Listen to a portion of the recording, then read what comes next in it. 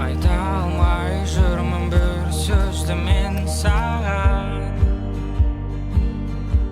Мен есім Ерлан. Сізбен танысуға болады ма? Енді осылай жүре бересің бе? Қашан үйленесің? Білмеймін.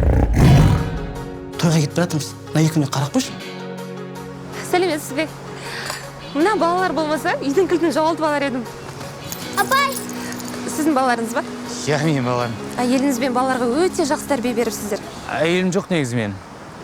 Мамамыз өліп қалған авариядан.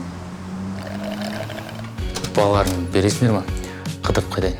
Пожалуйста, папа деп айтыңдаршы. Каждый папа деген сайын 2000-нан бересің. Әкеңе баймын деп өтірік айтайын. Не еткен өтірікші жігітін ал? Болмайды олай. Дұрыс өтсе.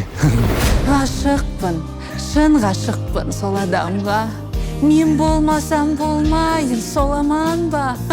Енді бұл жылымаған көкте, тағында келер деген үмітпен. Қашан үйленесің? Қашан үйленесің? Ал өзің вообще қашан үйленесің? Енді маған сенеді.